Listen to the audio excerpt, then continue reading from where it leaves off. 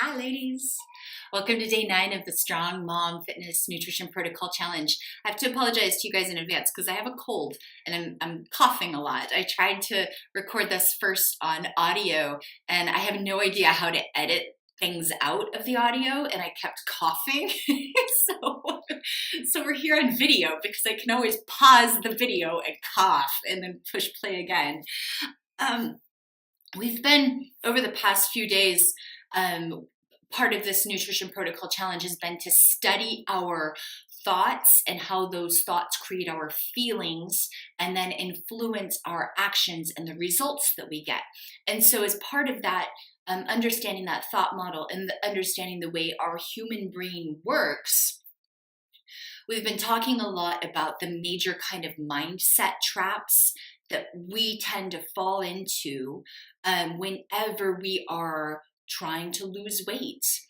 And I wanted to share with you ladies today a concept that I recently, I'd heard it before, but I really fully internalized it this year. And it's something that I really think is profound and explains or helps us understand why the acts of buffering or binge eating or emotional eating or eating something that we know that we should not be eating because it's not in alignment with our goals, that this concept kind of helps us understand why we do that, and we'll give you a different framework and some tools to be able to change that habit, to change that behavior. So to summarize, basically, the human experience is 50% of the time, we are going to feel good. We're going to have good feelings. And 50% of the time, we are going to feel shitty. We're going to have negative feelings, negative emotions. Now, this was like such a braingasm for me because I really think that we tend to believe that we should just feel good all of the time. And if we don't feel good, then there must be something wrong with us. Why am I so anxious? I have a beautiful house, a lovely dog, I have a kid, so why am I not happy? Why am I feeling so miserable right now? There must be something wrong with me. And I'm here to say that there is nothing wrong with you. Welcome to humanity.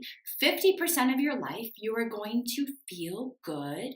And 50% of your life, you are going to feel negative. Now, what we know about the thought model is that this is because 50% of the time our brain is producing thoughts that are, that are in alignment with our desired results. And 50% of the time our brain is producing thoughts that are not in alignment with our desired results. Right? So we can see why that is a rational thing for our human brain to do. But here's what ends up going wrong. So many of my clients, the behaviors that create the weight gain occur in that 50% of the time when they feel like shit. So how do we change that?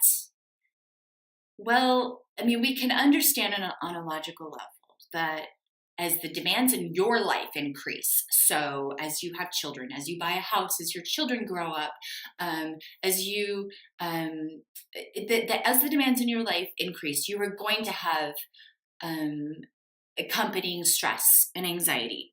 So we know that it's normal to feel off some of the time. We know that it's normal to feel insecure or unsure of ourselves. We know that it's normal some of the time to feel depressed. We know that it's normal some of the time to feel anxiety. So what we can do, our tendency, because our brain wants to seek pleasure, avoid pain, and be as efficient as possible, our brain does not naturally want to sit in this negative space. Our brain says, I'm low on dopamine, I'm uncomfortable, let's pump it up. So then we eat sugar or we overdrink. Think about the last time you had a bad day at work. And as you're coming home in the car, all you can think about is that bottle of red wine.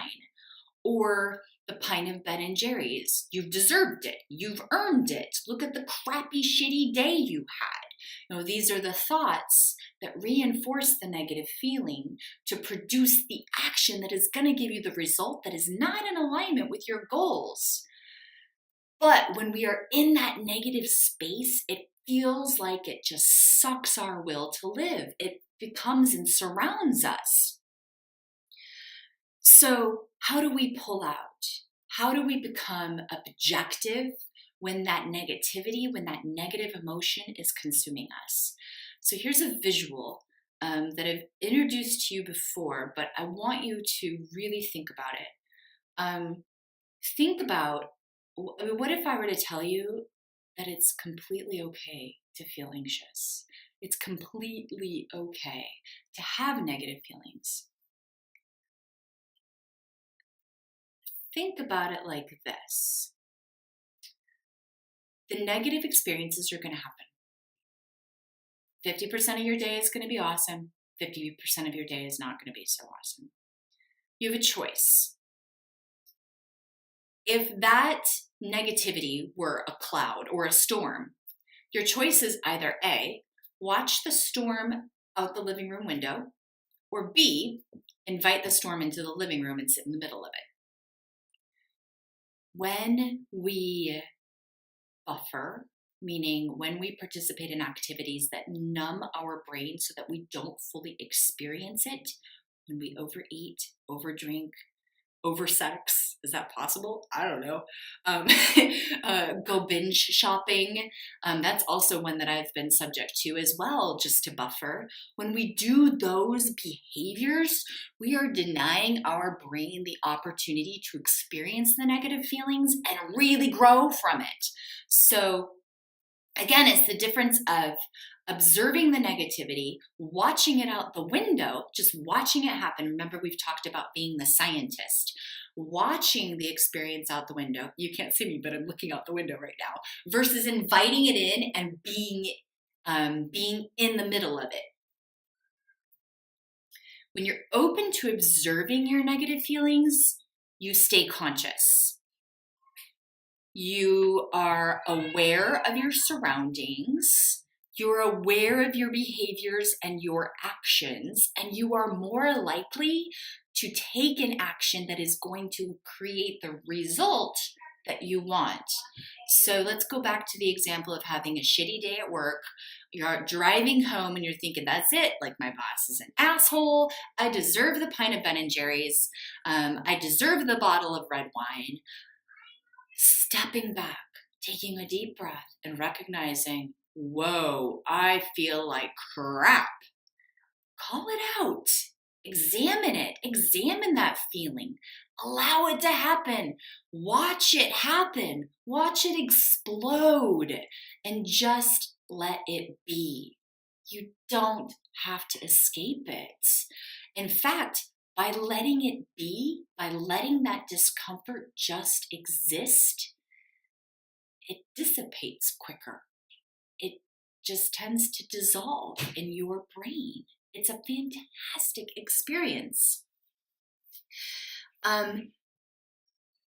If the worst thing in life that you will ever feel or go through is a feeling, there is nothing you can't handle. And this is the truth, folks. The worst thing in life you will ever experience is a feeling. And I say this as a human who has experienced some really terrible life circumstances. But when you look back at it objectively, you recognize that the thing that happened is just the thing. My brain chose a thought that created a feeling that resulted in anxiety. The situation was just the situation. Are you tracking with me here? The worst thing in life that can happen to you is a feeling. And you can handle any feeling. This is a fact. So when that anxiety, when that 50% of your life rolls around that's negative, you know you can handle it. You don't have to bury it. You don't have to eat. You don't have to overdrink. You don't have to go shopping at Target. Lord help us.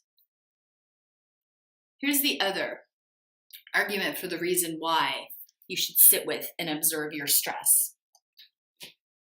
Your brain doesn't distinguish between the good and the positive. The neurotransmitters in your brain do not distinguish between the good and the positive. So by stepping out to go unconscious whenever you have a negative feeling, your brain will then start to get into the habit of going unconscious when you have a positive feeling. So by virtue of asking your brain to stay conscious through the stress, you will be able to stay conscious through the positive. You cannot fully experience the positive parts of life if you are not willing to fully experience the negative. So the next time you have a shitty day or a stressful feeling or a negative emotion and you want to escape it, don't. Sit with it. Allow it to exist. Watch it happen as if you were watching the storm out your window, right? You're not going to invite it in and like sit in it. You're watching the storm out the window. You're watching that negative emotion happen out the window. And it will pass if you just let it be. It's an incredible experience, and I really encourage you to give it a try. It will be helpful to review the handout on Be the Scientist, and I'll put a link to that in the notes on this page. But just know that the worst thing in life you'll ever experience is a feeling, and you can handle any feeling. I guarantee it. There is no reason to use food to cover a negative feeling. It's just not, it's not necessary.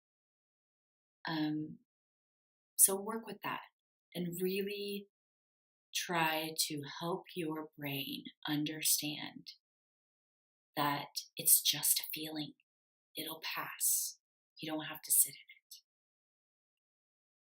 it. Okay, so that's it. 50% of the time you're going to feel awesome, and 50% of the time you're going to feel like shit. So homework will be to continue your protocol and to continue the food journal. And I want you today to anticipate your discomfort. So for many of us, we have a time of the day, every day, where we just feel a little bit more anxious. For me, it's the evenings. In the evenings, I feel anxious.